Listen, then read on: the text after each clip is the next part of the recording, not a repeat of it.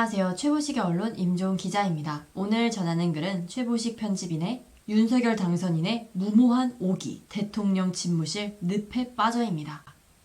점심시간 음식점에는 두 테이블에만 손님이 있었습니다. 벽에 걸린 TV에서 대통령 집무실 이전 뉴스가 나오자 싹싹한 인상의 젊은 경상도 여주인이 TV를 향해 콧방귀를 끼며 혼자 중얼거렸습니다. 요즘 장사도 안 되고 저쪽 강원도 산불 난 데는 주민들이 집도 다 잃었는데 뽑아줬더니 고작 집무실 타령이야? 좀 의외의 반응이라 제가 쳐다보자 여주인은 겸연쩍게 웃으며 안 그렇습니까? 머릿속에는 자기 생각밖에 없는 것 같아요. 라고 말했습니다. 대통령 집무실을 용산 국방부로 옮기는 것에 대해 사람마다 찬반 의견이 다를 수 있습니다. 하지만 분명한 점은 윤석열 당선인이 대통령 집무실 프레임에 갇혔다는 것입니다. 당선된 뒤 본인과 새 정부를 부각시킬 수 있는 가장 중요한 시기를 집무실 이슈로 망쳤다는 것입니다. 물론 윤 당선자 본인에게는 국정과제 1호일지 모르겠습니다. 본인이 들어가서 마음먹고 일해볼 장소이고 공간이 의식을 지배하니까 본인에게는 중요할 수도 있습니다. 청와대에 안 들어가고 새로 집무실을 만드는 것에 대해 무한정 의미를 부여할 수 있을 것입니다. 하지만 일반 국민들은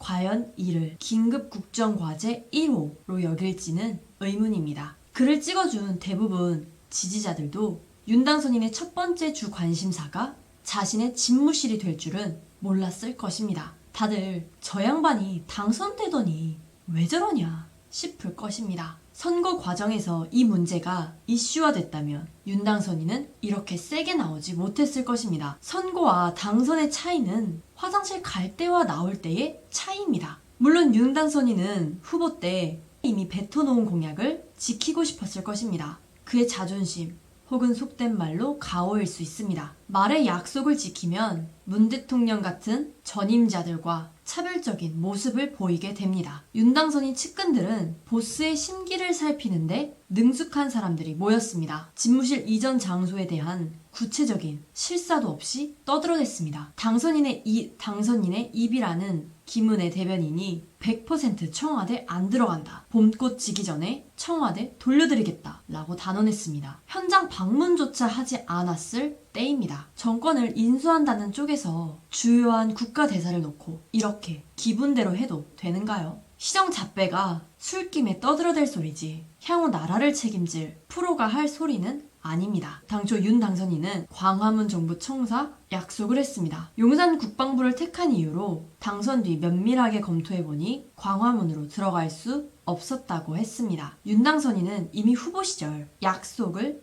번복한 것입니다. 청와대에 안 들어간다는 약속만은 지켜도 대략 약속을 지킨 것이 되는가요? 사흘 전 윤 당선인이 직접 회견한다고 했을 때 저는 개인적으로 대통령 집무실 프레임에서 얼른 빠져나오는 결정을 하기를 한 발 후퇴해 더 큰 국가적 과제를 위해 힘을 비축해 놓을 줄 알았습니다. 그런데 그는 더 강공을 폈습니다.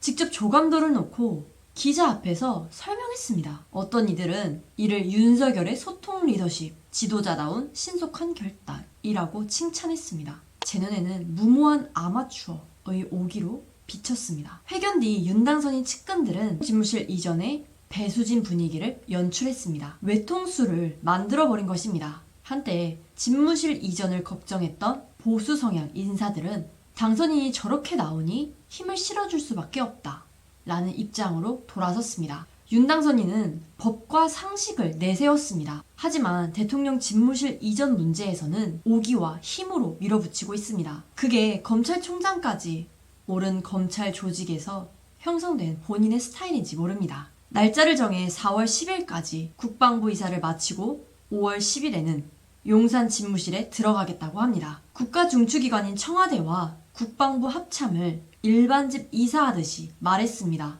사실 동네 이사를 해도 계약 전부터 준비해 놓은 것이지 갑자기 며칠까지 비워라 라고 통보하진 않습니다. 저는 언론인으로서 문재인 정권을 비판해 왔습니다. 하지만 대통령 집무실 이전 문제의 경우 법과 상식에 비춰보면 문재인의 입장이 상대적으로 맞습니다. 문 대통령은 어쨌든 자신의 임기 말까지 국군 통수권자입니다. 정권 교체기에다 북핵 미사일 도발 상황에서 자신의 뜻과 상관없이 국방부와 합참이 이삿짐을 꾸리느라 어수선해지는 걸 원치 않을 것입니다. 또 그의 남은 재임 기간 청와대 장비와 시설을 국방부로 옮겨가는 것에 대해 반대할 수 있습니다. 설령 문재인의 정치적 노림수가 있을 수 있어도 그렇습니다. 윤당선인은 인수위 과정에서 대통령 집무실을 이전하려면 먼저 문재인 쪽과 상의하거나 설득해야 옳았습니다.